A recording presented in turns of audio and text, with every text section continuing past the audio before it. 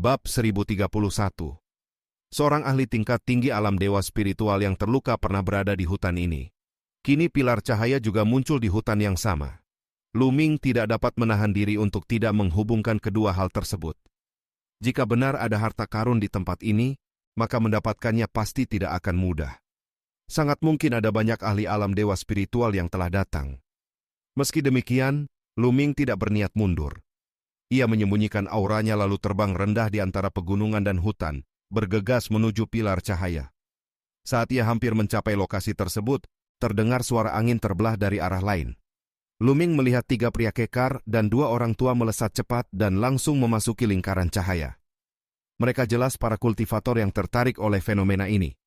Ketika semakin mendekat, Lu Ming merasakan keberadaan sebuah formasi besar yang menutupi wilayah itu. Di salah satu sisi formasi terdapat celah yang membentuk lingkaran cahaya, dan pilar cahaya hijau memancar keluar dari sana. Dari celah itu memancar ki spiritual yang sangat padat. Jelas terlihat bahwa susunan formasi besar tersebut telah retak. Dandan mengendus udara dengan hidungnya yang kecil, lalu matanya langsung berbinar. Ia merasakan aroma ramuan spiritual dalam jumlah sangat besar. Lu Ming pun terkejut. Ia segera teringat pada lembah Raja Obat, tempat yang tidak terlalu jauh dari sini. Pikiran pertamanya adalah kemungkinan bahwa ini merupakan taman obat milik lembah tersebut. Namun Dandan segera menilai bahwa susunan formasi ini sangat kuno dan menakutkan. Formasi tersebut telah berdiri terlalu lama, kemungkinan lebih dari 1 juta tahun. Lu Ming tertegun. Jika benar lebih dari 1 juta tahun, maka itu berarti berasal dari zaman kuno. Dengan kata lain, tempat ini adalah taman obat kuno. Tanpa ragu, Lu Ming segera memasuki lingkaran cahaya itu. Kebun herbal kuno tersebut tertutup oleh formasi besar. Setelah bertahun-tahun tanpa gangguan, sangat mungkin terdapat ramuan spiritual yang sangat berharga di dalamnya. Begitu masuk, Lu Ming menemukan bahwa di dalamnya juga terdapat pegunungan dan hutan, namun ki spiritual langit dan bumi di tempat ini puluhan kali lebih padat dibandingkan dunia luar. Di dalam ki spiritual itu bahkan bercampur dengan ki asal. Lu Ming memperhatikan bahwa bunga, rumput, dan pepohonan di tempat ini jauh lebih hidup dan subur. Dandan segera berlari ke depan dengan langkah pendeknya, mengikuti arah aroma ramuan spiritual. Lu Ming mengikutinya sambil terus mengamati keadaan sekitar dengan hati-hati. Namun tidak lama kemudian mereka menemukan beberapa lubang di tanah. Beberapa tanaman obat telah digali lebih dahulu. Dari sisa aura yang tertinggal, sebagian besar ramuan tersebut adalah ramuan spiritual tingkat 8. Ramuan tingkat 8 puluhan kali lebih berharga daripada ramuan tingkat 7. Jelas bahwa cukup banyak orang telah masuk lebih dahulu dan memanen sebagian besar ramuan yang ada. Dandan tidak berjalan lurus ke depan. Ia mengubah arah dan bergerak ke sisi kiri. Setelah menempuh jarak sekitar 10.000 mil, mereka akhirnya menemukan ramuan spiritual yang belum diambil. Ada 2 ramuan spiritual tingkat 8 yang tumbuh di sana. Dandan langsung menggali keduanya dengan gembira lalu menelannya. Sepanjang perjalanan berikutnya mereka menemukan cukup banyak ramuan spiritual. Sebagian besar adalah tingkat 7 dan cukup banyak juga tingkat 8. Lu Ming tidak merebut satupun dari Dandan dan membiarkan semuanya dimakan olehnya. Tubuh fisik Lu Ming saat ini telah mencapai tingkat 8 sempurna. Ramuan spiritual tingkat 8 biasa sudah tidak banyak membantu jika ia ingin menembus tingkat 9. Ia hanya bisa melakukannya jika memperoleh ramuan spiritual tingkat 9. Membina tubuh hingga tingkat ke-9 bukanlah hal mudah. Tingkat ke-9 merupakan alam tertinggi bagi tubuh fisik dan menjadi fondasi untuk menembus alam kaisar bela diri. Hanya dengan menyempurnakan tubuh tingkat ke-9 seseorang dapat menerobos ke alam kaisar bela diri. Namun menembus tingkat ke-9 sangat sulit, apalagi mencapai kesempurnaan. Bahkan banyak jenius kelas 2 maupun kelas 3 di benua tengah hanya mampu mencapai puncak tingkat 8 dalam kultivasi tubuh mereka. Meski mereka berasal dari kekuatan besar dengan teknik kultivasi tubuh tingkat tinggi dan sumber daya melimpah, mereka tetap kesulitan melangkah ke tingkat 9. Karena itu Lu Ming sangat membutuhkan ramuan spiritual tingkat 9. Tiba-tiba terdengar ledakan keras dari kejauhan. Lu Ming sedikit mengernyit. Seseorang sedang bertarung. Ia segera membawa Dandan dan bergerak menuju sumber suara. Di depan mereka terlihat 2 orang tua sedang menyerang 2 orang lainnya. Pihak yang diserang adalah seorang pria parubaya bertubuh kekar dan seorang wanita muda. Saat ini keduanya berada dalam posisi sangat tidak menguntungkan. Kedua orang tua itu berada pada lingkaran besar alam embrio roh. Pria kekar juga berada pada tingkat yang sama dan sedang menahan salah satu dari mereka. Namun wanita muda itu hanya berada pada tingkat ke-6 alam embrio roh. Meskipun ia termasuk jenius dengan kekuatan tempur cukup kuat, tetap mustahil baginya menandingi seorang ahli lingkaran besar alam embrio roh. Ia bisa terbunuh kapan saja. Pria kekar itu berusaha membantu wanita tersebut, tetapi lawannya menahannya dengan kuat. Pada saat itu Luming sudah mendekat secara diam-diam. Ketika melihat bahwa lawan terkuat hanya berada pada lingkaran besar alam embrio roh, ia langsung merasa tenang. Tatapannya kemudian tertuju pada wanita itu. Ia langsung mengenalinya. Wanita itu adalah Zhou Xin. Di kota Pil sebelumnya, Zhou Xin pernah memberikan sepotong giok ungu yang berisi batu elemen penyimpanan kepada Luming. Ia masih sangat berterima kasih atas bantuan itu. Sekarang Zhou Xin berada dalam bahaya. Luming tentu tidak akan membiarkannya. Tubuhnya melesat seperti kilat dan langsung menyerbu ke arah orang tua yang menyerang Zhou Xin. Orang-orang yang bertarung di sana langsung menoleh ketika merasakan gerakan itu. Zhou Xin juga melihat Luming dan langsung mengenalinya. Orang tua yang menyerangnya menyeringai dengan kejam. Ia menganggap Luming hanyalah kultivator tingkat ke-9 alam embrio roh yang datang mencari kematian. Cakar tajamnya meluncur ke arah Luming seperti pisau. Namun pada saat itu Luming hanya mengayunkan tangannya. Cahaya tombak melesat menembus pertahanan orang tua tersebut dengan mudah seperti memotong rumput kering.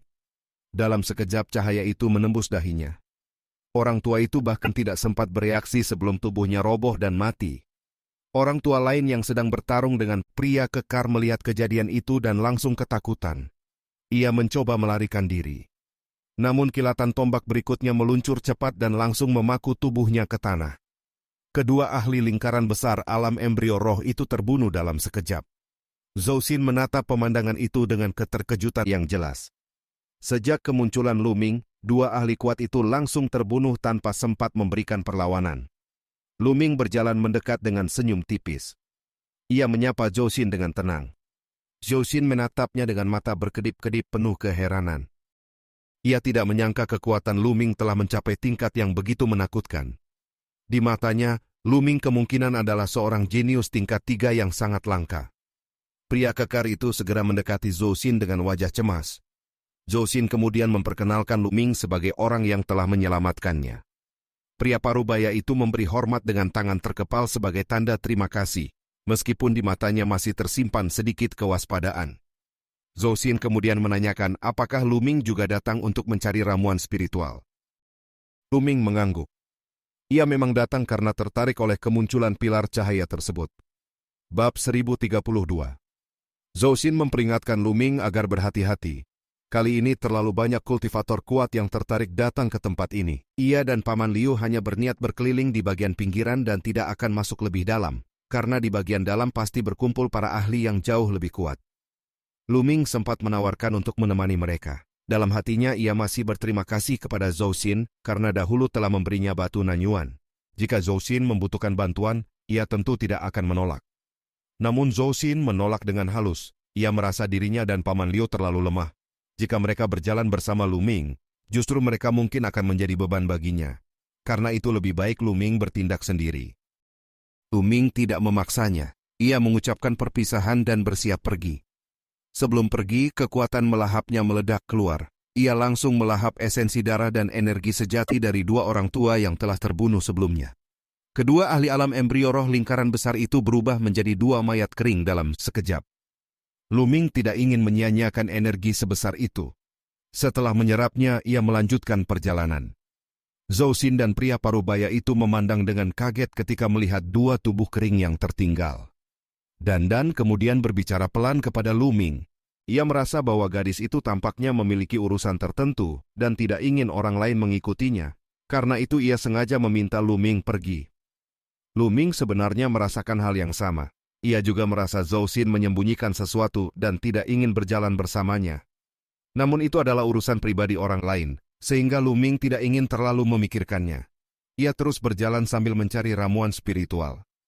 Tidak lama kemudian energi dari kedua tetua itu telah sepenuhnya dimurnikan oleh tubuhnya. Namun garis keturunan Naga 9 tidak mengalami peningkatan. Bahkan kultivasinya sendiri hampir tidak bertambah. Luming menyadari bahwa dengan tingkat kultivasinya saat ini, Melahap seorang ahli alam embrio roh lingkaran besar hampir tidak memberi banyak manfaat. Kemajuan yang didapat terlalu kecil. Jika ia ingin berkembang lebih cepat, ia harus melahap ahli alam dewa spiritual. Wilayah kebun herbal kuno ini sangat luas. Tidak lama kemudian Lu Ming telah menempuh sekitar 10.000 mil. Tiba-tiba sebuah sosok melintas di udara dengan kecepatan yang sangat mengerikan. Mata Lu Ming langsung memancarkan niat membunuh. Ia mengenali sosok itu dengan jelas. Pria botak bertubuh kekar tersebut adalah salah satu ahli alam dewa spiritual dari aula berdarah dingin yang sebelumnya mengejarnya. Ternyata para ahli aula berdarah dingin memang telah datang ke tempat ini. Pria botak itu tidak menyadari keberadaan Lu Ming. Ia hanya melesat cepat menuju ke depan dan menghilang di langit dalam sekejap. Sejak saat itu Lu Ming menjadi jauh lebih berhati-hati. Ia menurunkan kecepatannya dan bergerak melalui hutan di bawah. Sepanjang perjalanan, hasil yang ia peroleh cukup banyak. Ia menemukan cukup banyak ramuan spiritual, sebagian besar tingkat 8. Dan tersenyum gembira sepanjang waktu. Kebun herbal ini berasal dari zaman kuno dan telah ada selama sangat lama. Ki spiritualnya sangat melimpah, sehingga wajar jika tingkat ramuan spiritual yang tumbuh di sini sangat tinggi. Namun sayangnya, mereka belum menemukan ramuan spiritual tingkat 9. Ramuan tingkat 9 jauh lebih langka dibandingkan tingkat 8. Tiba-tiba cahaya berkilatan muncul di kejauhan dan terdengar suara pertempuran samar. Lu Ming langsung bergerak menuju arah tersebut. Beberapa ratus mil kemudian, ia berdiri di puncak sebuah gunung dan memandang ke kejauhan. Di depannya terdapat sebuah danau luas. Di tengah danau berdiri sebuah pulau kecil. Di pulau itu tumbuh sebuah pohon besar yang menjulang tinggi. Akar pohon itu tertanam di pulau kecil tersebut, tetapi tajuknya sangat luas, bahkan area yang ditutupi oleh cabang-cabangnya jauh lebih besar daripada pulau itu sendiri. Di antara dedaunannya tergantung beberapa buah berwarna merah menyala. Ukuran buah itu sebesar wajah manusia dan memancarkan energi yang sangat kuat. Lu Ming langsung mengenalinya. Itu adalah buah vermilion langit. Ia sangat terkejut, lalu segera dipenuhi kegembiraan. Buah vermilion langit merupakan buah yang sangat langka dan sangat berharga. Buah ini mengandung energi yang sangat kuat dan murni. Jika seorang kultivator memakannya, energi itu dapat membantu meningkatkan kultivasi dan bahkan menembus alam berikutnya. Selama seorang kultivator telah mencapai tingkat tertentu dalam konsep langit dan bumi, memakan buah ini dapat mempercepat peningkatan energi sejatinya hingga mencapai terobosan. Buah ini benar-benar sangat berharga. Pada tingkat alam embrio roh dan bahkan alam dewa spiritual, kemajuan kultivasi tidak hanya bergantung pada pemahaman konsep saja. Banyak orang telah mencapai tingkat konsep yang tinggi, tetapi kultivasi mereka tetap sulit meningkat. Sebagai contoh, banyak jenius tingkat 2 seperti Xue Luozi dan Jun Yue telah mencapai tingkat keempat konsep, namun kultivasi mereka masih terjebak di alam embrio roh. Hal ini menunjukkan betapa sulitnya meningkatkan kultivasi pada tahap tersebut. Bahkan bagi Lu Ming yang memiliki garis keturunan naga 9, tanpa melahap ahli alam dewa spiritual atau memurnikan sejumlah besar batu esensi mentah, meningkatkan kultivasi tetaplah sulit.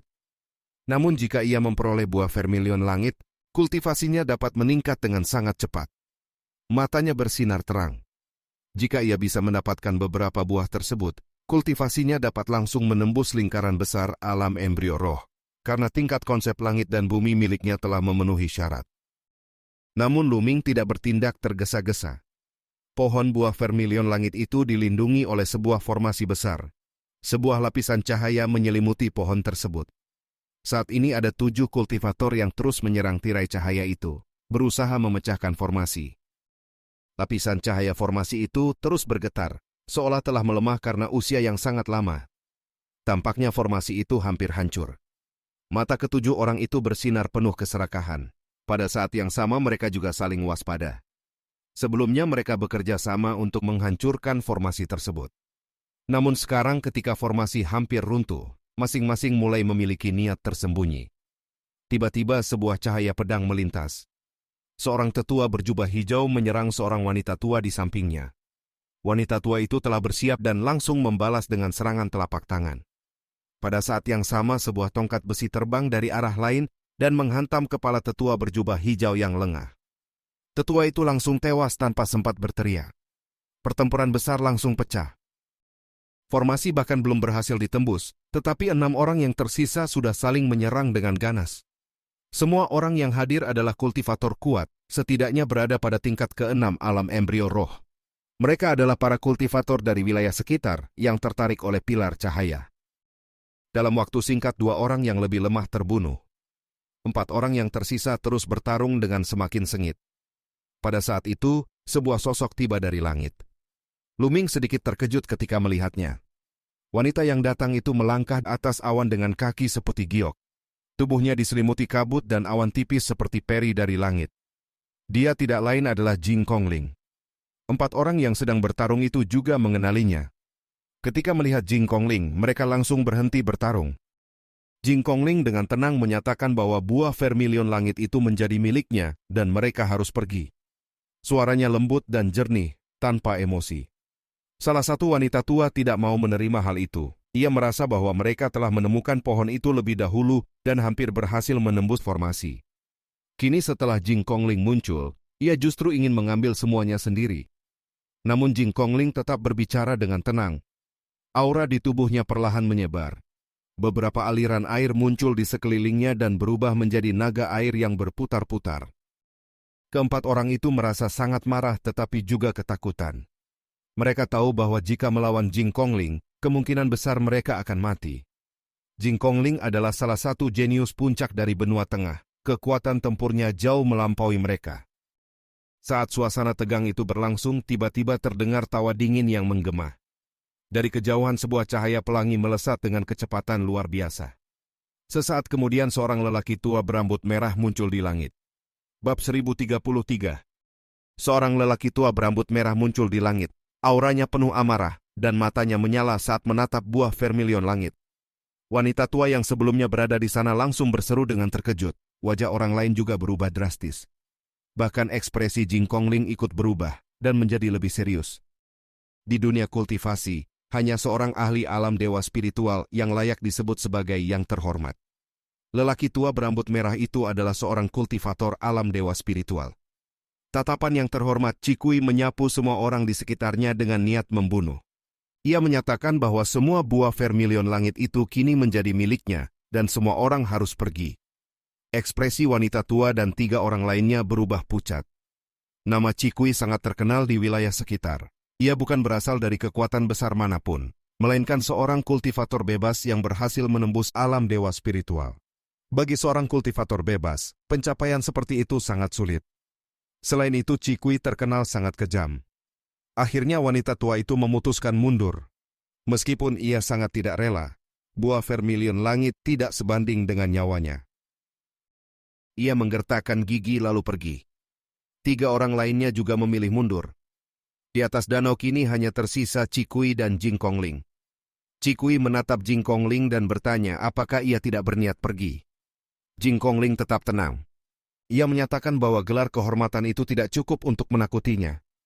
Cikui bertanya, apakah ia benar-benar ingin bertarung? Jing Kongling menjawab dengan tenang bahwa mereka bisa mencobanya. Cikui tertawa sinis. Ia memandang rendah keberanian generasi muda. Jing Kongling hanyalah seorang kultivator puncak tingkat ke-9 alam embrio roh, namun berani menantangnya. Bagi seorang ahli yang telah hidup ribuan tahun dan menembus alam dewa spiritual sejak lama, hal itu terasa sangat konyol. Jurang antara alam embrio roh dan alam dewa spiritual terlalu besar. Namun Jing Kongling tetap berdiri dengan tenang. Cikui mencibir. Ia selalu mendengar desas-desus bahwa era ini adalah zaman keemasan dengan jenius yang tak terhitung jumlahnya. Namun ia tidak percaya seorang kultivator tingkat ke-9 alam embrio roh dapat menantang alam dewa spiritual. Aura Cikui meledak. Api merah menyembur dari tubuhnya dan tekanan mengerikan menekan Jing Kongling. Jing Kongling melambaikan tangan. Beberapa naga air sejati muncul di sekitarnya lalu menerkam Cikui. Naga api dan naga air bertabrakan dengan keras. Uap air menyebar ke segala arah dan kabut langsung memenuhi wilayah tersebut. Jing Kongling melangkah di udara dengan kaki seperti giok. Setiap langkahnya membuat sulur tanaman muncul di udara lalu melilit Cikui seperti cambuk. Cikui menyerang dengan telapak tangan iblis api. Api berkobar hebat, membakar kabut di sekitarnya dan menghancurkan semua sulur yang mendekat. Namun sulur-sulur baru terus muncul. Pada saat yang sama, air danau di bawah bergejolak lalu berubah menjadi pedang air yang menebas ke arah Cikui. Setelah beberapa pertukaran serangan, Jing Kongling tidak berada dalam posisi kalah. Lu Ming yang menyaksikan dari kejauhan memperhatikan dengan tajam. Ia menyadari bahwa Jing Kongling menguasai konsep kayu, konsep air, serta konsep penghancur. Ditambah lagi ia adalah roh spasial murni. Kekuatannya sangat luar biasa. Bahkan ia tidak lebih lemah dari Xue Luozi dan mungkin bahkan lebih kuat. Cikui akhirnya mengerahkan kekuatan penuh. Tinju iblis api terus dilancarkan. Gelombang api menyapu ke segala arah dan menunjukkan kekuatan mengerikan seorang ahli alam dewa spiritual. Sulur-sulur hancur dan pedang air dimusnahkan oleh kekuatan tinju tersebut. Perlahan Jing Kongling mulai berada dalam posisi tertekan. Kekuatan seorang ahli alam dewa spiritual memang terlalu menakutkan. Namun Jing Kongling tidak menyerah. Ia terus menyerang dengan telapak tangan yang mengandung 3 konsep berbeda. Jejak telapak tangan biru meluncur ke arah Cikui dan mengguncang langit. Meski demikian, ia masih berada dalam posisi kurang menguntungkan. Pada saat itu, Cikui sendiri justru sangat terkejut. Ia tidak menyangka seorang jenius muda dapat bertarung dengannya sampai tahap seperti ini. Meskipun ia hanya berada pada tingkat ke-9 alam embrio roh, ia benar-benar mampu menandingi seorang ahli alam dewa spiritual. Niat membunuh muncul di mata Cikui. Ia menyadari bahwa jika seorang jenius seperti ini dibiarkan hidup, maka di masa depan ia pasti akan membawa masalah besar. Karena itu ia harus membunuh Jing Kongling sepenuhnya. Cikui meraung dan melepaskan garis keturunannya. Di atas kepalanya muncul bayangan seekor anjing raksasa yang diselimuti api. Itu adalah anjing neraka. Namun hanya terdapat 2 lingkaran emas. Garis keturunan Cikui hanyalah tingkat kedua tingkat ilahi. Kekuatan tempurnya bahkan sedikit lebih lemah dibandingkan pria botak dan pria berjanggut yang sebelumnya mengejar Lu Ming. Di antara para ahli alam dewa spiritual, Cikui termasuk yang paling lemah. Menembus alam dewa spiritual dengan garis keturunan tingkat kedua sebenarnya sangat sulit. Cikui berhasil melakukannya hanya karena keberuntungan. Karena itu selama bertahun-tahun ia tidak berani memprovokasi ahli alam dewa spiritual lainnya. Ia tidak menyangka bahwa bahkan seorang pemuda pun bisa menandinginya. Di sisi lain, Jing Kongling mengerutkan kening. Sebuah mutiara bundar muncul di atas kepalanya. Uap air berputar di sekelilingnya, dan 8 lingkaran emas bersinar terang. Pada saat itu Lu Ming melangkah keluar dari tempat persembunyiannya.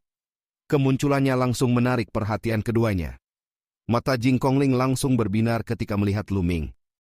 Cikui justru mengerutkan kening. Ia menjadi semakin waspada terhadap para jenius muda. Lu Ming berbicara kepada Jing Kongling dan mengusulkan untuk bekerja sama. Jika mereka berhasil mengalahkan Cikui, buah vermilion langit akan dibagi rata. Jing Kongling langsung setuju tanpa ragu. Ia tahu bahwa sendirian, ia mungkin tidak mampu mengalahkan Cikui. Lu Ming juga berpikir sama. Sendirian ia mungkin bisa menahan Cikui, tetapi hampir mustahil untuk menang.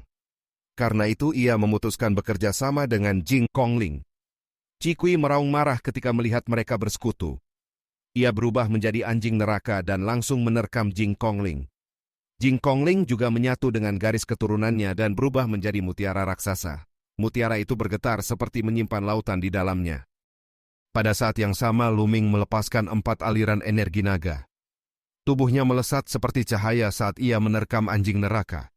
Ia mengaktifkan seni penekan penjara surga dan menyerang dengan telapak tangan. 3 kekuatan bertabrakan dengan keras. Ledakan besar mengguncang udara. Tubuh anjing neraka terhuyung mundur. Cikui tidak percaya. Ia benar-benar dipukul mundur oleh 2 junior dari alam embrio roh. Ia meraung marah dan menyerang lagi. Mutiara Jing Kongling bergetar hebat dan gelombang air raksasa menggulung keluar seolah mampu menghancurkan segalanya. Telapak tangan Lu Ming mengandung kekuatan prasasti penekan penjara dan kehendak 5 warna yang sangat menakutkan. Pertempuran terus meledak. Namun hasil akhirnya tetap sama. Anjing neraka berada dalam posisi tertekan. Cikui sangat terkejut. Meskipun ia adalah yang terlemah di antara para ahli alam dewa spiritual, ia tetap seorang ahli alam dewa spiritual. Namun kini ia justru ditekan oleh 2 pemuda dari tingkat ke-9 alam embrio roh. Bab 1034. Di masa lalu, Cikui yang terhormat selalu beraktivitas di wilayah sekitar dan jarang berhubungan dengan para ahli besar dunia. Ia telah lama mendengar bahwa generasi ini dipenuhi oleh para jenius luar biasa, para ahli muncul seperti awan, dan kekuatan tempur generasi muda sangat menakutkan. Namun selama ini ia hanya mendengarnya sebagai rumor dan tidak terlalu memikirkannya. Bagaimanapun juga, selama seseorang belum menembus alam dewa spiritual, seberapa kuatkah mereka sebenarnya? Kini ia menyadari bahwa kenyataan jauh melampaui bayangannya. Kekuatan para jenius ini benar-benar menakutkan. Pertempuran antara Lu Ming, Jing Kongling, dan Qi menjadi semakin sengit. Gelombang energi dari benturan mereka menyebar ke segala arah dan menghantam pohon buah vermilion langit. Perisai cahaya yang melindungi pohon itu bergetar hebat. Formasi tersebut sebenarnya sudah hampir hancur sebelumnya. Setelah terkena gelombang energi dari pertempuran ketiganya, formasi itu akhirnya meledak dan hancur. Begitu formasi runtuh, ketiga orang itu langsung menoleh ke arah pohon buah vermilion langit. Anjing neraka yang merupakan wujud Qi meraung dan langsung menerkam ke arah pohon tersebut. Lu Ming segera menyerang. Beberapa pukulan dahsyat dilancarkan berturut-turut. Setiap pukulan seolah mampu menghancurkan ruang. Pada saat yang sama, Jing Kongling juga menekan Qi dengan kekuatan mutiara airnya. Keduanya berhasil menahan anjing neraka itu. Lu Ming memanggil Dandan. Dandan segera berubah menjadi seberkas cahaya dan melesat menuju pohon buah vermilion langit. Melihat hal itu, Qi menjadi sangat marah. Ia melepaskan kobaran api yang tak terhitung jumlahnya dari tubuhnya. Sebagian diarahkan kepada Lu Ming dan Jing Kongling, sementara sebagian lainnya menuju pohon buah vermilion langit. Ia berniat menghancurkan pohon itu agar tidak ada yang mendapatkannya. Dandan memaki dengan kesal. Ia segera mengayunkan cakarnya, dan rune yang tak terhitung jumlahnya muncul di udara. Rune itu membentuk sebuah formasi yang menahan kobaran api. Pada saat yang sama ia membuka mulutnya dan mulai menyedot buah vermilion langit. Beberapa buah langsung masuk ke dalam mulutnya. Ia kemudian berlari ke sisi lain pohon dan kembali memetik buah-buah yang tersisa dengan cakarnya, lalu memasukkannya ke dalam mulutnya. Dalam waktu singkat ia telah mengambil lebih dari 10 buah. Padahal pohon buah vermilion langit itu hanya memiliki sekitar selusin buah saja. Pada saat itu formasi yang dibuat oleh Dandan akhirnya ditembus oleh kobaran api. Api yang mengamuk menyapu langit di atas pohon. Dandan tidak peduli lagi. Ia segera berlari kembali dan mendarat di bahu Lu Ming.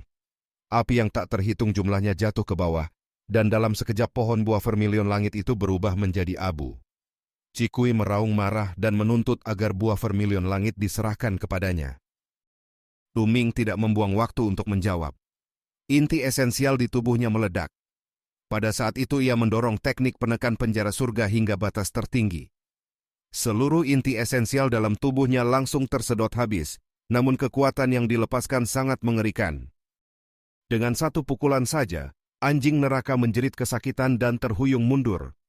Pada saat yang sama mutiara yang merupakan wujud Jing Kongling menekan dari atas dan memaksa Qi mundur lebih jauh. Qi akhirnya menyadari bahwa ia tidak mungkin mendapatkan buah vermilion langit lagi. Dengan penuh kemarahan ia meninggalkan ancaman sebelum akhirnya melarikan diri dan menghilang dalam sekejap. Mutiara Jing Kongling bergetar lalu kembali berubah menjadi wujud manusia. Ia memandang Lu Ming dengan tatapan penuh keheranan. Kekuatan tempur Lu Ming tampak lebih kuat dibandingkan saat terakhir kali ia bertarung dengan Sue Luozi.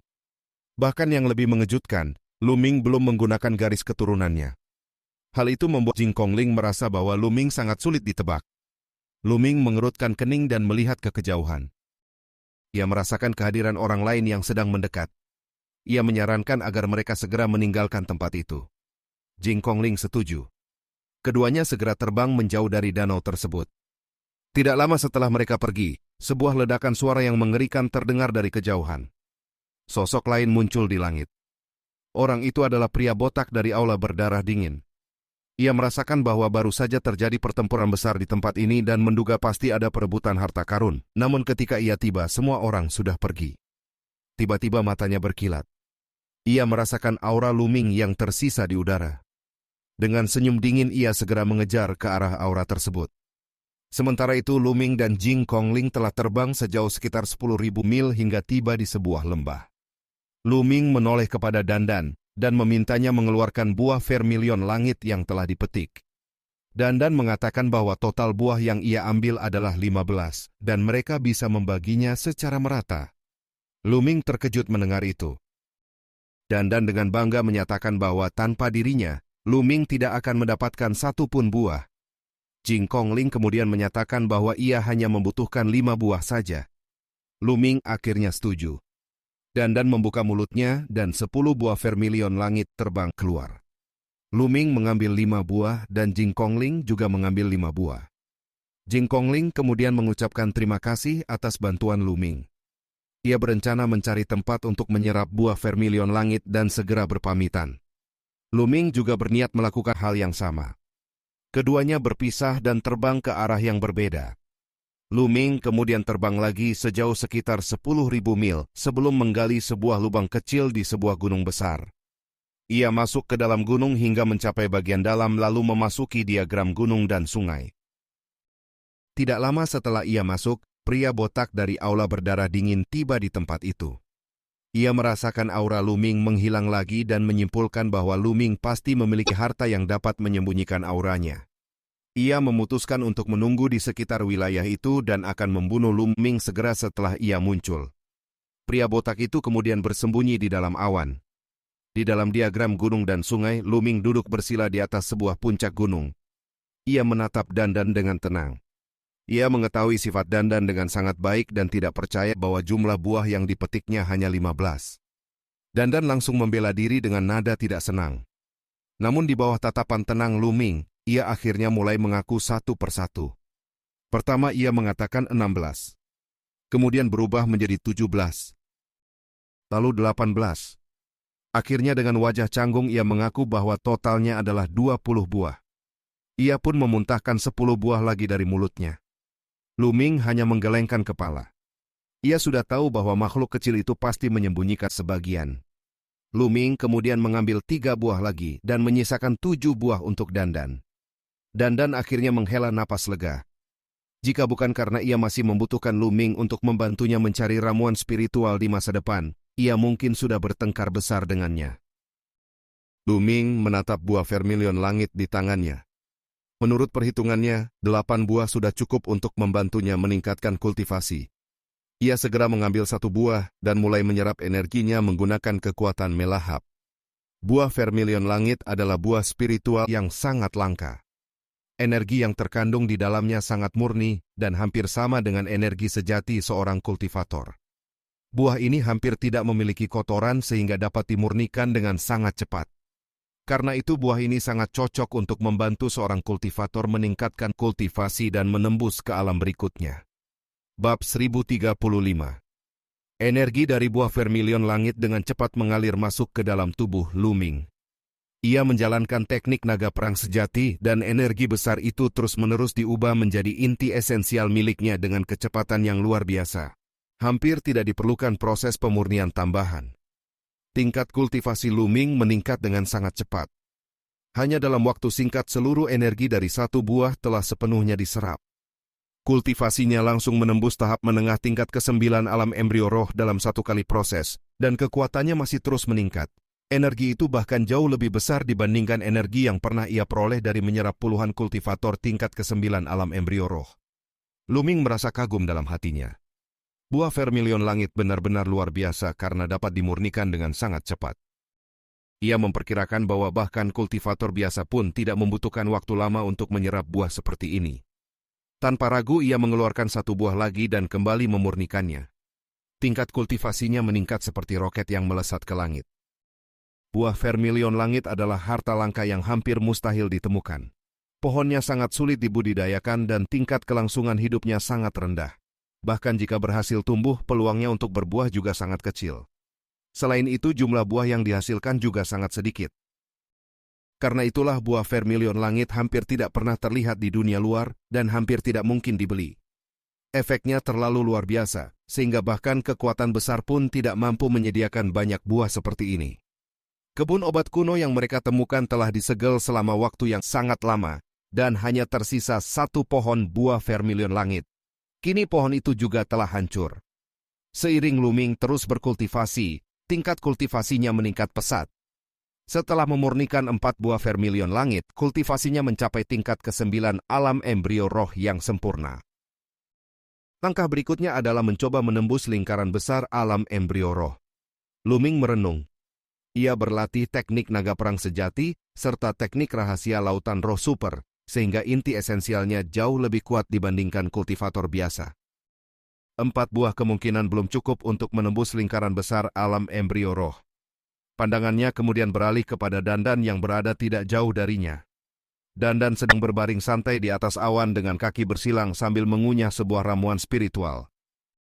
Ia tampak sangat santai. Seolah merasakan tatapan Lu Ming, Dandan menoleh. Ketika melihat Lu Ming menatapnya dengan ekspresi yang mencurigakan, tubuhnya langsung bergetar. Lu Ming menunjukkan senyum yang tampak ramah dan meminta 7 buah vermilion langit milik Dandan dipinjamkan.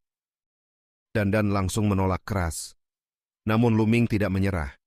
Ia bahkan mengancam bahwa di masa depan semua ramuan spiritual yang mereka temukan akan menjadi miliknya sendiri. Setelah berpikir lama dan mempertimbangkan kepentingannya sendiri, akhirnya Dandan mengalah. Ia menyerahkan semua 7 buah yang tersisa kepada Lu Ming sambil menggerutu. Kini di tangan Lu Ming terdapat 11 buah vermilion langit. Lu Ming merasa jumlah itu seharusnya sudah cukup. Ia segera memanggil 9 naga energi. Dengan raungan panjang, 9 naga itu menelan seluruh 11 buah vermilion langit sekaligus dan mulai memurnikannya. Energi yang sangat besar mengalir deras tanpa henti dan dengan cepat berubah menjadi inti esensial yang mengisi tubuh Lu Ming. Energi sejati yang tak terhitung jumlahnya berkumpul di dalam embrio roh di dantiannya. Energi itu berubah menjadi esensi yang semakin murni sebelum kembali mengalir keluar. Dalam proses itu embrio roh menjadi semakin padat dan ukurannya semakin mengecil. Lu Ming terus memurnikan energi tersebut tanpa henti. Setelah waktu yang cukup lama, seluruh energi dari 11 buah vermilion langit telah diserap sepenuhnya dan berubah menjadi inti esensial yang sangat kuat. Pada akhirnya terdengar sebuah perubahan besar di dalam tubuhnya. Aura Lu Ming tiba-tiba melonjak dengan tajam. Ia membuka matanya.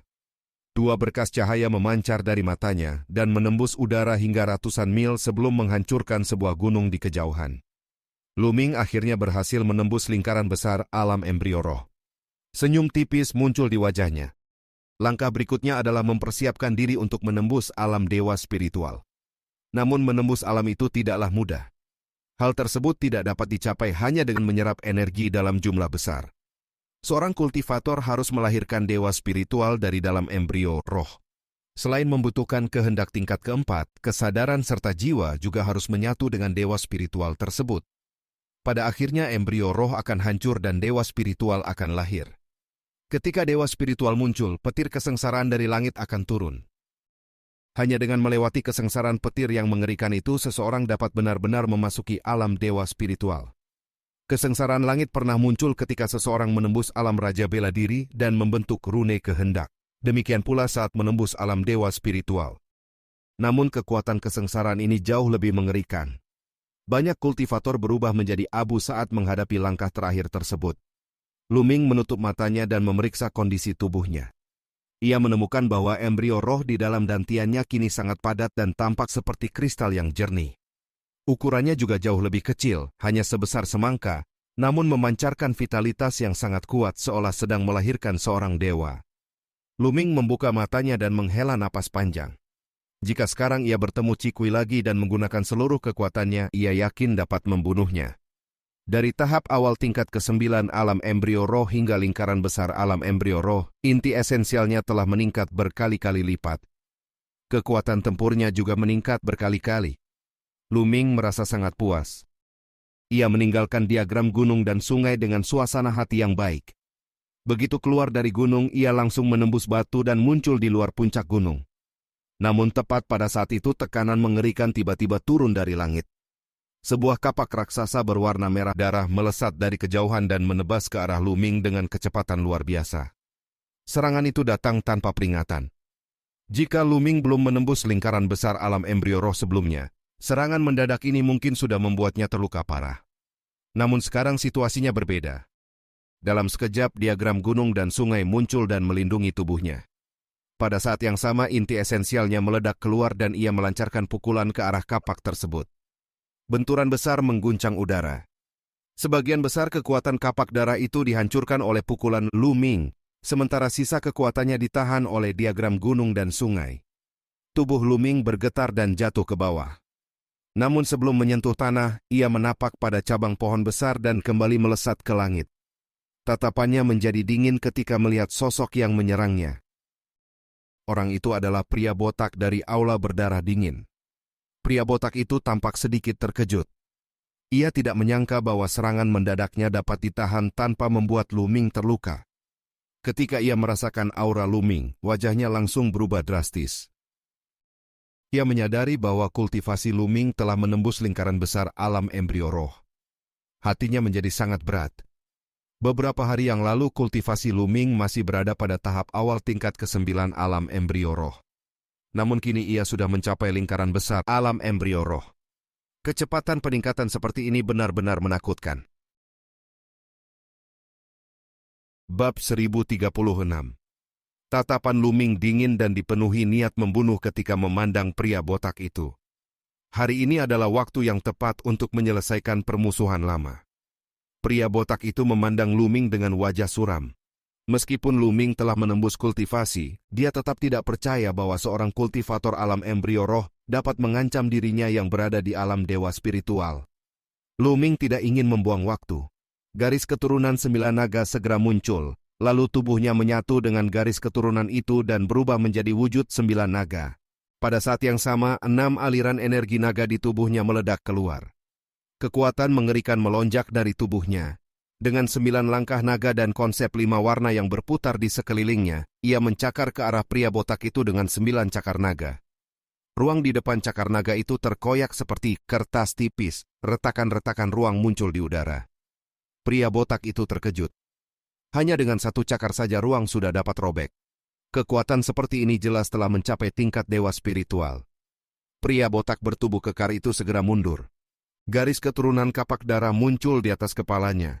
Ia juga melakukan fusi garis keturunan dan berubah menjadi kapak perang berwarna merah darah, lalu menebas ke arah 9 naga. Benturan dahsyat terjadi.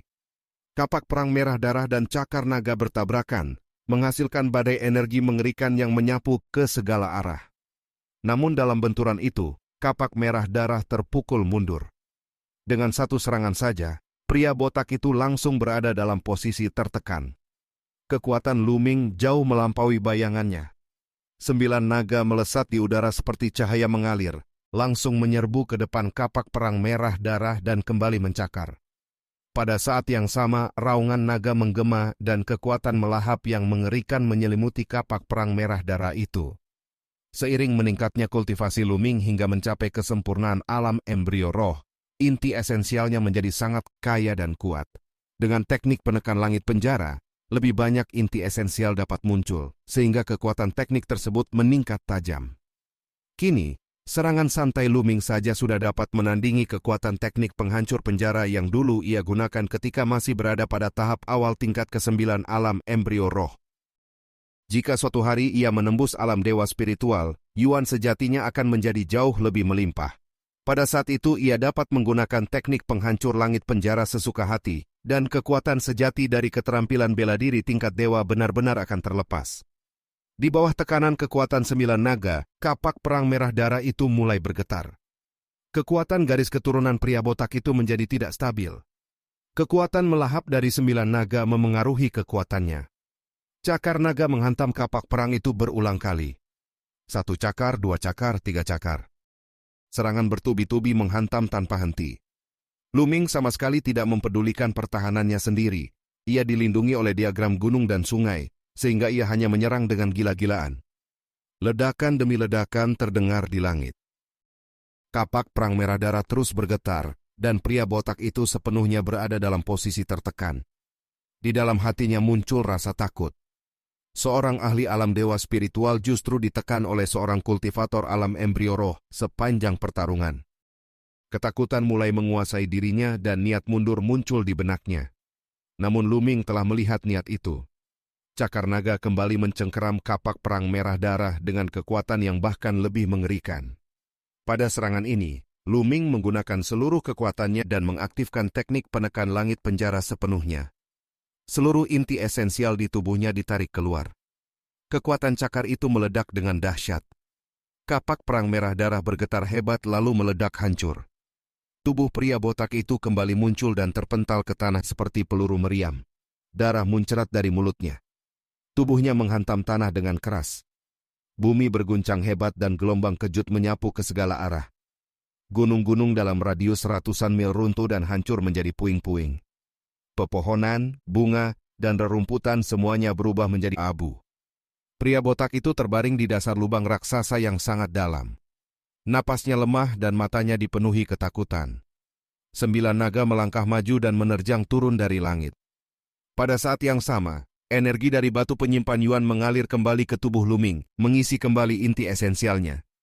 Namun energi di dalam batu penyimpan itu juga telah habis seluruhnya.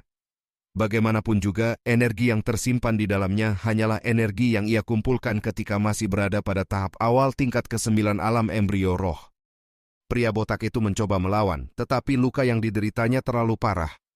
Cakar naga menghancurkan semua pertahanannya.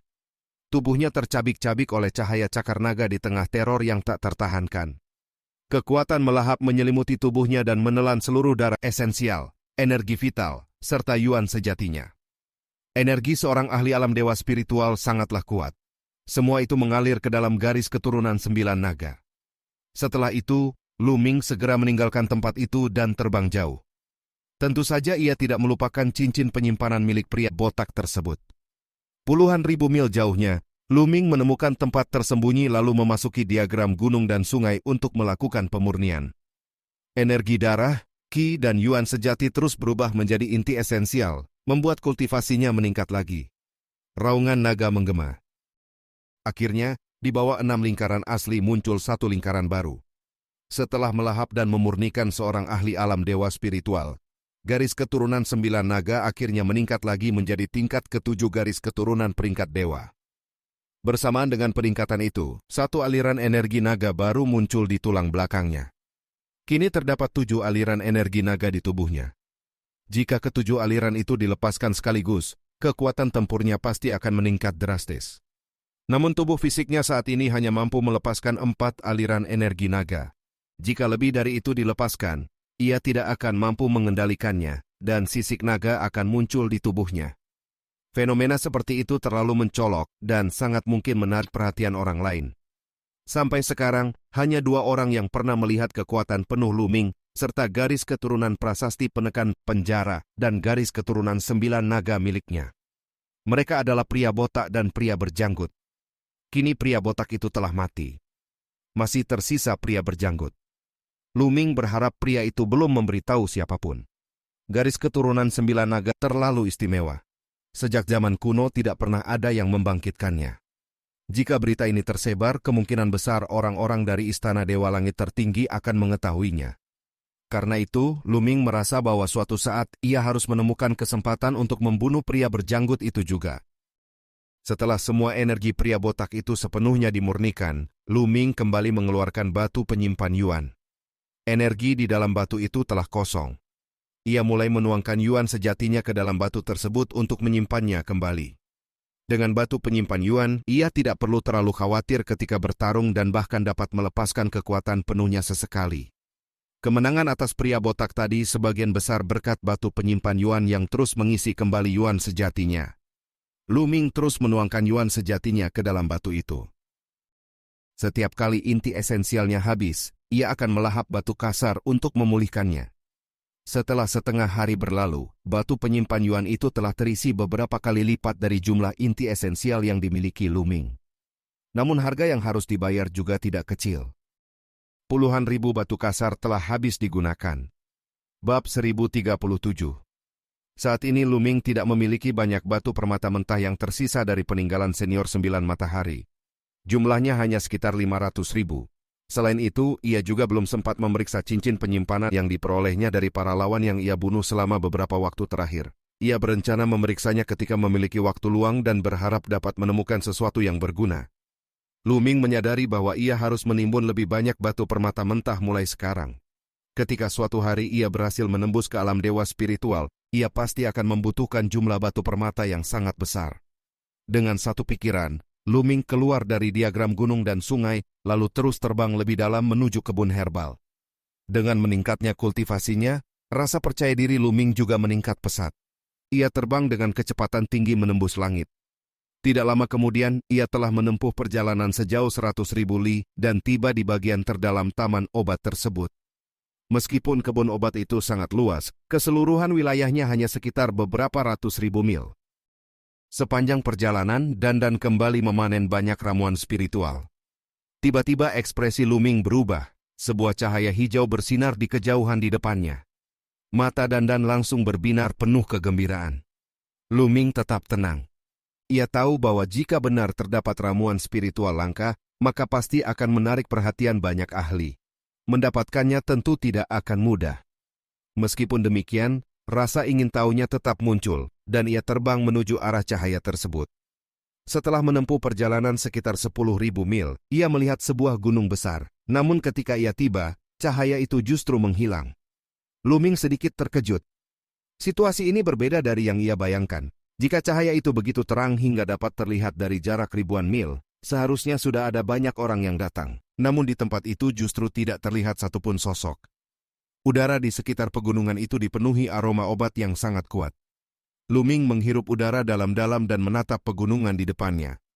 Mata Dandan juga bersinar terang. Luming segera terbang masuk dan menemukan sebuah lembah luas di tengah pegunungan. Di dalam lembah itu tumbuh banyak pohon setinggi lebih dari 10 meter. Namun pemandangan itu terasa aneh.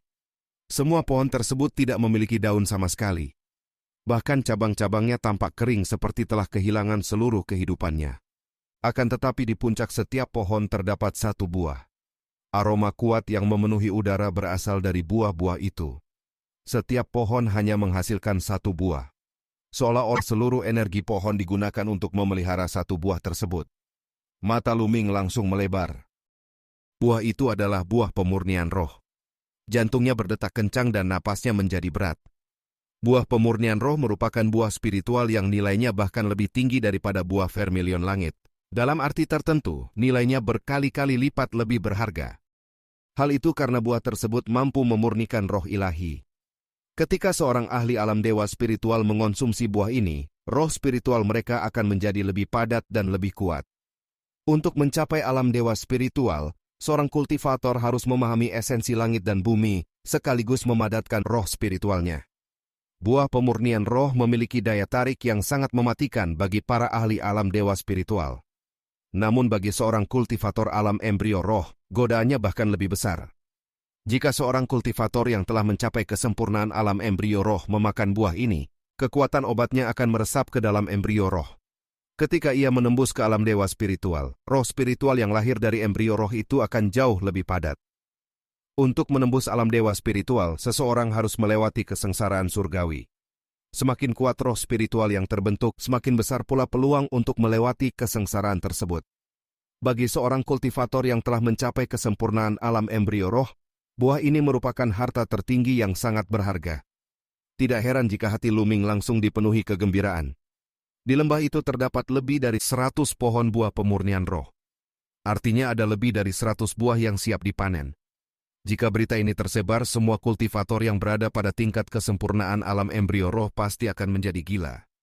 Namun Luming tidak sepenuhnya kehilangan kewaspadaannya. Cahaya tadi sangat mencolok, tetapi tidak ada seorang pun di sekitar sini. Apakah benar ia adalah orang pertama yang tiba di tempat ini? Ketika Luming hendak turun untuk memetik buah tersebut, sebuah suara yang sangat familiar tiba-tiba terdengar.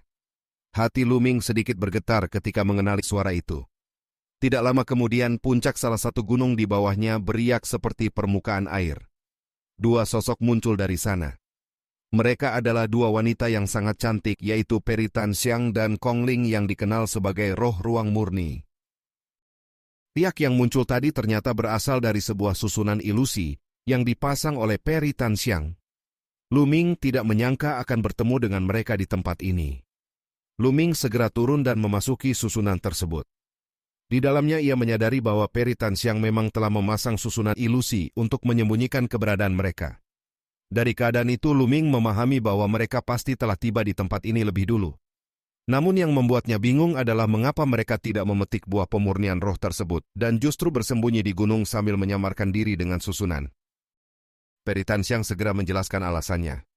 Di pohon-pohon buah pemurnian roh itu terdapat banyak laba-laba hantu darah. Bahkan ada juga laba-laba hantu darah yang berada pada tingkat alam dewa spiritual. Semua orang yang sebelumnya mencoba memasuki lembah telah terbunuh oleh makhluk-makhluk itu. Mendengar hal itu, Luming sangat terkejut. Peri Tanxiang kemudian menjelaskan bahwa cahaya yang terlihat sebelumnya sebenarnya merupakan umpan yang sengaja dibuat oleh aula berdarah dingin. Orang-orang dari aula berdarah dingin telah menemukan buah pemurnian roh terlebih dahulu. Namun mereka tidak mampu menghadapi laba-laba hantu darah yang kuat di lembah itu. Karena itu mereka sengaja memancing orang lain datang agar orang-orang tersebut bertarung melawan laba-laba hantu darah. Setelah kedua pihak saling melemahkan, mereka akan mengambil kesempatan untuk merebut buah tersebut. Peri Tanxiang mengetahui rahasia ini lebih awal, sehingga ia diam-diam bersembunyi di sini dan menunggu kesempatan. Ia juga yang memanggil Kong Ling untuk datang membantu. Beberapa kelompok orang sebelumnya sudah masuk ke lembah dan semuanya terbunuh oleh laba-laba hantu darah. Orang-orang dari aula berdarah dingin saat ini sedang pergi untuk menarik lebih banyak orang agar datang ke tempat ini. Tidak lama lagi mereka pasti akan kembali. Setelah Peri Tanxiang selesai menjelaskan, ketiganya langsung menoleh ke arah utara. Di sana tampak 3 cahaya merah darah terbang dengan kecepatan tinggi, lalu mendarat di salah satu puncak gunung dan menghilang. Luming mengenali aura mereka. Ketiganya adalah ahli alam dewa spiritual dari aula berdarah dingin. 2 di antara mereka bahkan pernah ia temui sebelumnya. Salah satunya adalah pria berjanggut, sedangkan yang lainnya adalah ahli aula berdarah dingin, yang pernah terluka ketika Luming bersama Chu Kuang dan Zhang Wenjin pergi ke Gunung Pilar Langit. Ketiga ahli aula berdarah dingin itu bersembunyi di puncak gunung sambil menyembunyikan aura mereka. Tidak lama kemudian kilatan cahaya lain muncul di langit. 6 sosok terbang dengan kecepatan tinggi menuju tempat itu. Di antara mereka terdapat seorang tetua berambut putih dan seorang pria setengah baya bertubuh kekar. Aura ke-6 orang itu sangat kuat. Yang paling lemah berada pada tingkat ke-9 alam embrio roh, bahkan ada juga yang telah mencapai kesempurnaan alam embrio roh. Salah satu lelaki tua tampak kebingungan karena cahaya yang sebelumnya terlihat telah menghilang. Namun tidak lama kemudian salah satu dari mereka menemukan sesuatu di lembah. Tatapan mereka semua langsung tertuju pada pohon-pohon di lembah tersebut. Ketika mereka menyadari bahwa buah-buah itu adalah buah pemurnian roh, mata mereka langsung dipenuhi kegilaan dan keserakahan. Bab 1038. Ke-6 orang itu saling memandang. Tiba-tiba mereka bergerak bersamaan dan menerjang dengan kecepatan penuh menuju lembah. Salah satu pria bertubuh kekar segera meraih sebuah buah pemurnian roh yang tergantung di puncak pohon. Namun pada saat itu juga sebuah cahaya merah gelap tiba-tiba melesat keluar dari pohon dan menerkam ke arahnya. Makhluk itu adalah laba-laba hantu darah. Pria bertubuh kekar itu terkejut dan langsung mengerahkan seluruh kekuatannya untuk menyerang. Laba-laba hantu darah itu langsung terbelah menjadi 2 bagian. Namun serangan itu seolah-olah telah mengusik sarang makhluk tersebut. Puluhan laba-laba hantu darah langsung keluar dari pepohonan dan menerkam ke arah pria bertubuh kekar itu. Beberapa di antaranya memiliki aura yang sangat kuat. Situasi yang sama juga terjadi pada 5 orang lainnya. Ke-6 orang itu langsung bertarung habis-habisan melawan kawanan laba-laba hantu darah. Dalam waktu singkat puluhan laba-laba telah terbunuh di tangan mereka. Namun seorang tetua yang berada pada tingkat ke-9 alam embrio roh tiba-tiba menjerit kesakitan. Seekor laba-laba hantu darah berhasil menusuk celah di antara alisnya. Dalam sekejap kawanan laba-laba lainnya merayap ke tubuhnya. Tubuh tetua itu langsung lenyap tanpa sisa. Melihat pemandangan itu, 5 orang yang tersisa menjadi sangat terkejut dan segera berniat mundur. Namun tiba-tiba terdengar suara tajam menembus udara. Sebuah cahaya merah gelap melesat dengan kecepatan luar biasa. Dalam sekejap ke-5 orang itu terbunuh.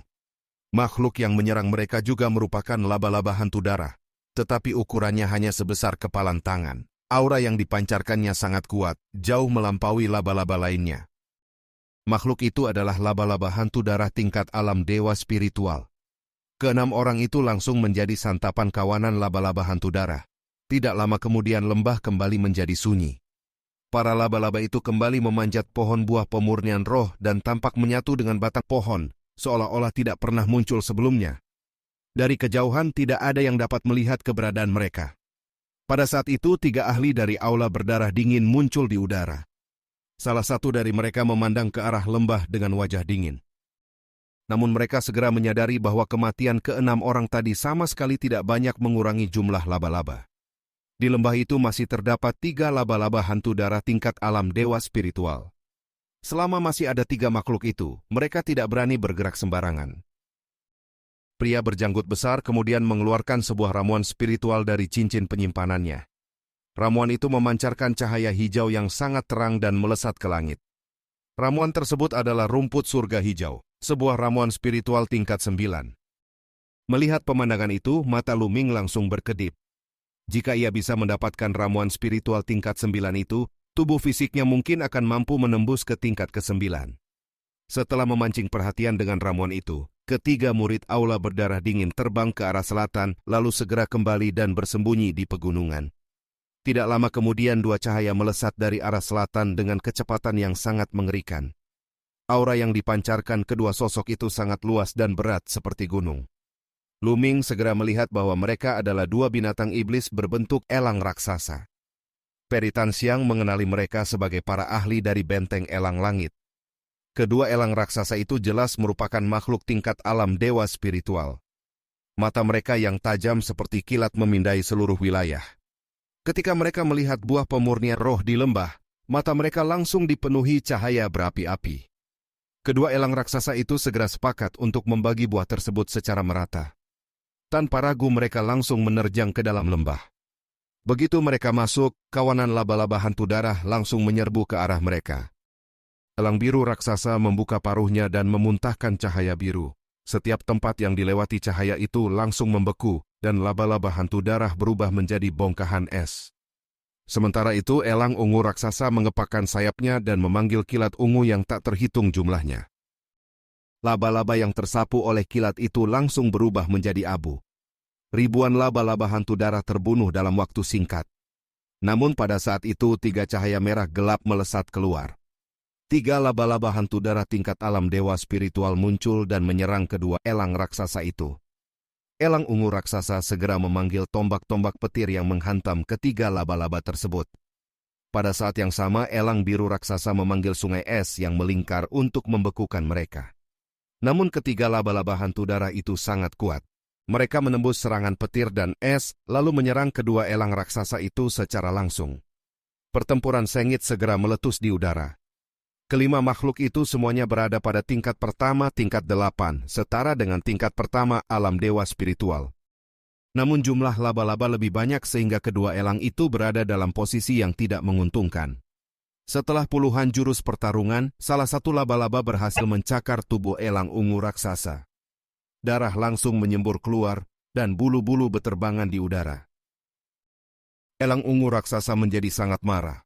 Darah binatang sucinya mendidih, dan tubuhnya berubah menjadi kilat yang menembus udara. Serangannya hampir menembus tubuh salah satu laba-laba hantu darah. Meskipun laba-laba itu berhasil menghindar, tubuhnya tetap terluka, dan cairan hijau mengalir keluar.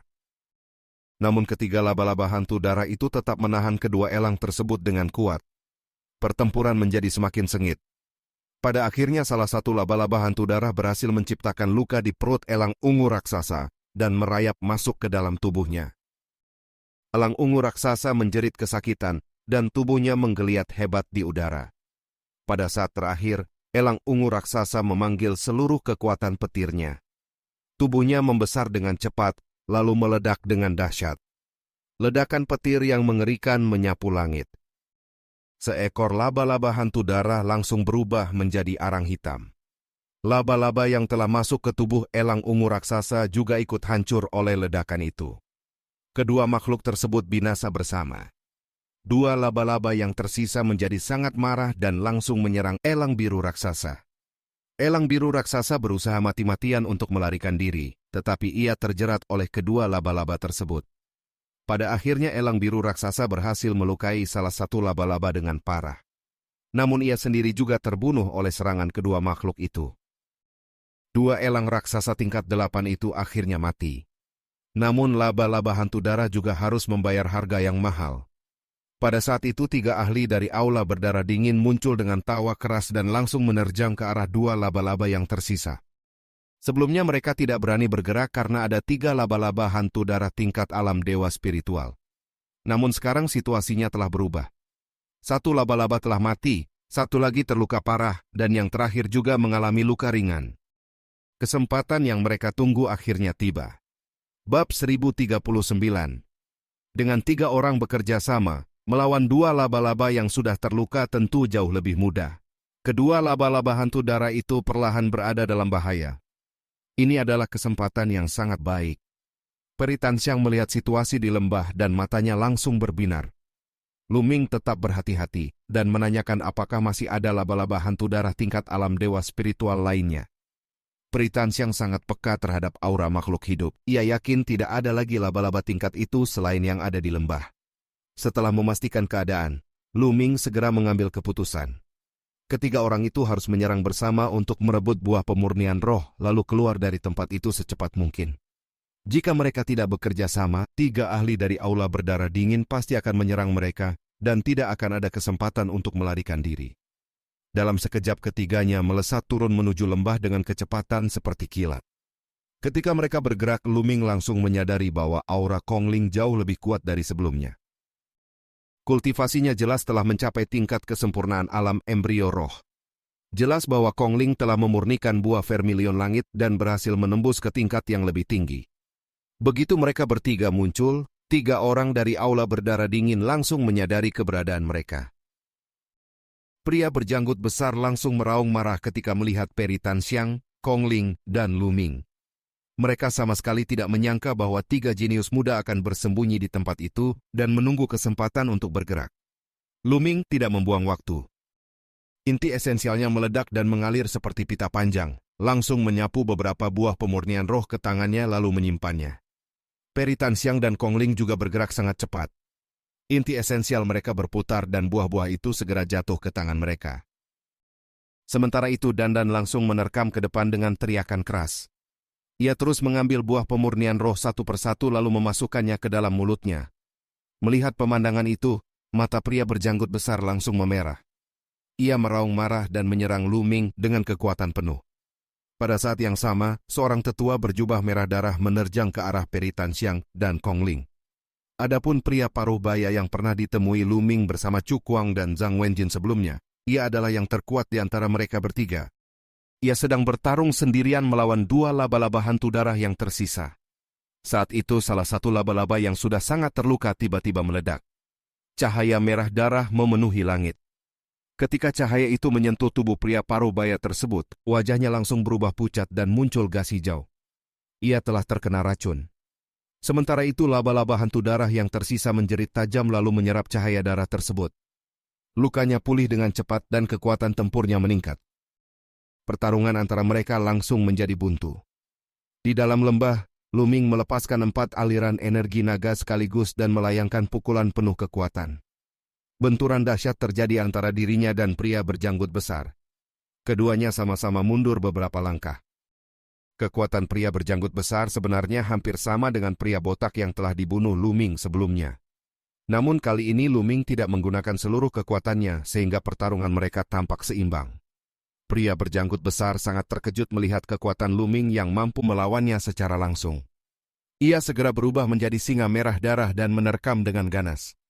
Lu Ming mengaktifkan teknik penekan langit penjara. Konsep 5 warna berputar di sekelilingnya saat ia bertarung dengan singa merah darah tersebut. Setelah beberapa jurus, keduanya masih belum dapat menentukan pemenang. Di sisi lain, Peri Tanxiang dan Kong Ling sedang bertarung melawan tetua berjubah merah darah. Kekuatan tetua itu sedikit lebih kuat daripada pria berjanggut besar. Namun Peri Tanxiang dan Kong Ling juga bukan lawan yang mudah. Setelah mencapai kesempurnaan alam embrio roh, kekuatan tempur Kong Ling meningkat pesat. Bahkan jika ia bertarung sendirian, ia sudah mampu melawan ahli tingkat pertama alam dewa spiritual yang lebih lemah. Sementara itu Peri Tanxiang memancarkan cahaya warna-warni yang kuat dari tubuhnya. Cahaya itu berasal dari susunan yang diukir langsung pada tubuhnya. Sebagai seorang ahli inskripsi, Peri Tanxiang memiliki susunan yang sangat kuat di dalam tubuhnya. Para ahli inskripsi biasanya memiliki kecenderungan berbeda. Ada yang lebih fokus pada alkimia, ada yang mengkhususkan diri dalam menempa senjata, dan ada pula yang ahli dalam membuat gulungan jimat. Namun dalam semua bidang tersebut, pemahaman tentang inskripsi dan susunan tetap menjadi dasar kekuatan mereka. Susunan milik Peri Tanxiang sangat kuat. Api energi mental di antara alisnya menari dan membentuk badai energi mental yang sangat mengerikan. Melihat kekuatan itu, Lu Ming diam-diam terkejut. Peri Tanxiang jelas merupakan seorang jenius yang telah mencapai kesempurnaan di setiap tingkat kultivasinya. Dengan kerjasama Peri Tanxiang dan Kong Ling, mereka bahkan mampu menekan tetua berjubah merah darah. Untuk sementara waktu, ketiga medan pertempuran itu berada dalam keadaan seimbang. Namun tidak ada seorang pun yang menghentikan Dandan. Makhluk kecil itu dengan penuh semangat terus memetik buah pemurnian roh. Beberapa laba-laba hantu darah yang tersisa mencoba menyerangnya, tetapi mereka tidak terlalu kuat dan dengan mudah dihancurkan oleh susunan milik Dandan. Mata ketiga murid aula berdarah dingin menjadi semakin merah. Mereka telah bersusah payah memancing banyak orang untuk datang ke tempat ini, tetapi belum sempat mendapatkan satu pun buah pemurnian roh. Sekarang semua buah itu justru hampir dipetik oleh Lu Ming dan yang lainnya. Kemurkaan mereka mencapai puncaknya. Pria berjanggut besar meraung bahwa mereka tidak akan membiarkan siapapun pergi hidup-hidup hari ini. Serangannya terhadap Lu Ming menjadi semakin liar. Lu Ming sempat memikirkan apakah ia harus melepaskan seluruh kekuatannya dan membunuh pria berjanggut itu. Namun akhirnya ia menahan diri. Jika ia mengungkapkan garis keturunan 9 naga di depan begitu banyak orang, berita itu mungkin akan menyebar dan membawa masalah besar baginya. Karena itu ia hanya terus melancarkan pukulan demi pukulan untuk menahan pria berjanggut tersebut. Sementara itu, pria parubaya yang bertarung dengan laba-laba hantu darah mengeluarkan garis keturunannya. Di atas kepalanya muncul sebuah pagoda merah darah dengan 5 lingkaran emas. Garis keturunannya adalah garis keturunan tingkat kelima peringkat ilahi. Kekuatan tempurnya jelas lebih kuat daripada dua rekannya. Ia berubah menjadi pagoda merah darah yang memancarkan aura menakutkan, lalu menekan laba-laba hantu darah tersebut. Pagoda itu bergetar hebat dan akhirnya berhasil menekan laba-laba di bawahnya. Cahaya merah terus membombardir tubuh makhluk itu. Pada saat yang sama, Dandan masih memetik buah pemurnian roh dengan sangat cepat. Tidak lama kemudian lebih dari 100 buah hampir semuanya telah dipetik olehnya. Setelah selesai, Dandan langsung berteriak dan bersiap melarikan diri. Namun ruang tiba-tiba bergetar. Pagoda merah darah yang besar menekan ke arahnya. Laba-laba hantu darah di bawah pagoda itu sudah terluka parah akibat serangan tadi. Dandan terkejut dan segera berlari menuju Lu Ming. Lu Ming melihat situasi itu dan langsung mengambil keputusan. Ia melayangkan beberapa pukulan kuat lalu bergegas menuju Peri Tanxiang dan Kong Ling. Ia berencana menyatukan kekuatan mereka untuk menerobos keluar. Namun pria berjanggut besar segera mengejarnya dengan amarah. Tetua berjubah merah darah juga terus menahan Peri Tanxiang dan Kong Ling. Pagoda merah darah bergetar di udara dan kembali menekan ke arah Lu Ming dengan aura yang sangat menakutkan. Bab 1040.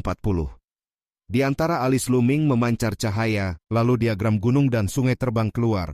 Diagram itu segera membesar dan melindungi Lu Ming, Peri Tanxiang, serta Kong Ling di dalamnya. Pada saat yang sama, Lu Ming melayangkan lebih dari 10 pukulan berturut-turut ke arah pagoda merah darah. Kong Ling juga bergerak. Ia mengangkat tangannya dan 2 naga air menerjang ke arah pagoda merah darah itu. Peri Tanxiang pun melambaikan tangannya. 9 pil terbang keluar menuju pagoda tersebut. Di tengah perjalanan, pil-pil itu bersinar terang. Tulisan-tulisan aneh muncul di atasnya. Sesaat kemudian pil-pil tersebut meledak dan berubah menjadi 9 pedang tempur yang menebas ke arah pagoda merah darah. Pemandangan itu membuat Lu Ming terkejut. Kemampuan alkimia Peri Tanxiang benar-benar berada pada tingkat yang luar biasa. Ia mampu memurnikan pil yang dapat berubah menjadi senjata. 1 pil saja setara dengan senjata ilahi yang memiliki kekuatan membunuh yang sangat besar. Serangan mereka bertabrakan dengan pagoda merah darah. Benturan dahsyat mengguncang udara. Serangan mereka memang berhasil menghentikan pagoda itu, tetapi serangan mereka sendiri juga hancur. Kekuatan besar menghantam tubuh mereka hingga membuat tubuh mereka sedikit bergetar. Kekuatan pagoda merah darah jauh lebih kuat dibandingkan kekuatan pria berjanggut besar. Setelah menahan serangan itu, Lu Ming segera memimpin mereka untuk menerobos keluar. Namun pada saat itu pria berjanggut besar dan tetua berjubah merah darah juga menyerang bersama dengan pagoda merah darah. Ketiga kekuatan itu mengepung Lu Ming dan 2 orang lainnya. Untuk sementara mereka tidak dapat menerobos keluar dan hanya dapat bertahan sambil melawan dengan sekuat tenaga. Untungnya mereka memiliki diagram gunung dan sungai sebagai perlindungan. Dengan perlindungan itu mereka dapat mengurangi pertahanan dan memusatkan lebih banyak kekuatan pada serangan. Lu Ming dan Kong Ling bersama-sama melawan pagoda merah darah dan tetua berjubah merah darah. Di sisi lain tubuh Peri Tanxiang memancarkan cahaya warna-warni yang indah, namun penuh niat membunuh. Ia terus mengeluarkan pil dari tangannya. Pil-pil itu membentuk susunan aneh di udara, lalu menyerang pria berjanggut besar dengan kekuatan yang mengerikan. Meskipun begitu mereka tetap berada dalam posisi kurang menguntungkan. Penyebab utamanya adalah pagoda merah darah yang terlalu kuat. Lu Ming mulai berpikir untuk mengerahkan seluruh kekuatannya. Ia yakin jika mengerahkan kekuatan penuh, ia tidak akan kalah dari pagoda merah darah itu. Namun tepat pada saat itu sebuah ledakan dahsyat tiba-tiba terdengar di langit. Langit dan bumi berguncang hebat. Semua orang melihat cahaya terang meledak di langit seperti ribuan kembang api yang mekar bersamaan. Peri Tanxiang segera menyadari sesuatu. Taman obat kuno ini sebenarnya diselimuti oleh sebuah susunan besar. Sebelumnya orang-orang dari aula berdarah dingin hanya berhasil merusak sebagian kecil dari susunan itu. Namun sekarang seluruh susunan tampaknya telah runtuh. Taman obat ini akan kembali muncul di dunia luar. Pada saat yang sama sebuah seruan terkejut terdengar dari pagoda merah darah. Ternyata benda yang mereka cari telah diambil oleh orang lain. Mendengar kabar itu, pria berjanggut besar dan tetua berjubah merah darah langsung terkejut. Mereka segera menghentikan serangan dan mundur. Ketiganya mengeluarkan jimat komunikasi lalu memeriksanya. Ekspresi mereka berubah drastis. Pagoda merah darah bergetar lalu berubah kembali menjadi pria parubaya. Ia segera mengatakan bahwa benda itu sangat penting dan mereka harus mengejar orang yang mencurigakan. Pria berjanggut besar menatap Lu Ming dengan tatapan tidak rela, tetapi akhirnya ia tetap pergi bersama dua rekannya. Tiga ahli aula berdarah dingin itu segera terbang pergi tanpa menoleh kembali. Lu Ming, Peri Tanxiang dan Kong Ling saling memandang dengan heran. Lu Ming segera membuat dugaan. Aula berdarah. Dingin membuka taman obat kuno ini bukan hanya demi ramuan di dalamnya. Mereka pasti sedang mencari sebuah harta yang jauh lebih berharga.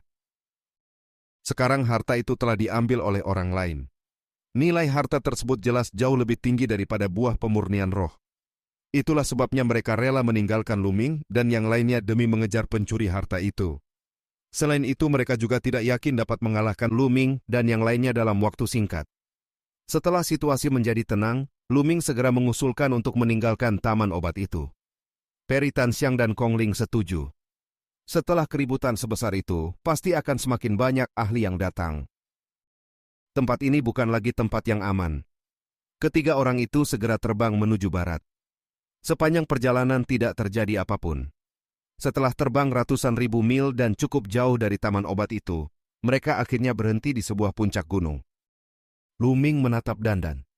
Ia meminta makhluk kecil itu mengeluarkan semua buah pemurnian roh yang telah dipetiknya. Dandan segera menoleh dengan sikap tidak senang.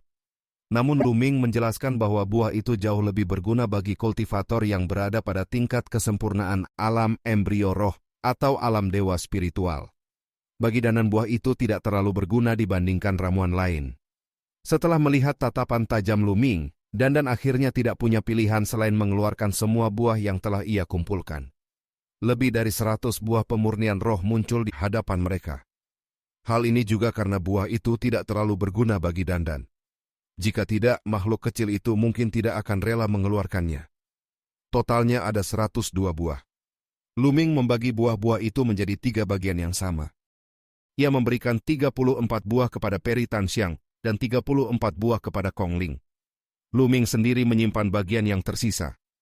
Ia tahu bahwa kali ini ia bisa mendapatkan begitu banyak buah pemurnian roh karena bantuan Peri Tanxiang dan Kong Ling. Jika bukan karena mereka, ia mungkin sudah jatuh ke dalam perangkap aula berdarah dingin. Kedua wanita itu juga tidak menolak. Buah pemurnian roh memang sangat berharga bagi mereka. Bahkan bagi Peri Tanxiang yang bukan kultivator bela diri, buah itu masih dapat digunakan untuk memurnikan pil yang akan sangat membantu ketika ia menembus tingkat alkemis berikutnya. Namun Dandan masih merasa tidak puas. Makhluk kecil itu mulai mengeluh dengan keras. Ia mengatakan bahwa dirinya yang mempertaruhkan nyawa untuk memetik buah-buah itu.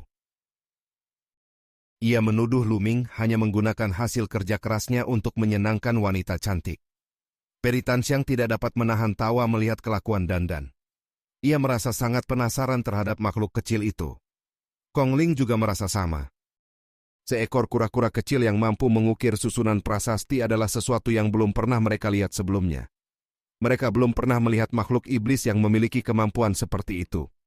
Dandan tiba-tiba berdiri dengan kedua kaki di bahu Luming.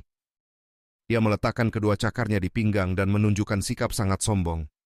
Ia menyatakan bahwa dirinya adalah pemimpin dari 10 binatang terkuat di dunia dan tidak terkalahkan dimanapun. Ia bahkan dengan percaya diri mengatakan bahwa dunia akan tunduk di bawah kakinya. Kemudian ia menilai bahwa Peri Tanxiang dan Kong Ling cukup layak untuk menjadi pelayannya. Ucapan itu membuat Luming hampir tidak tahan untuk memukulnya.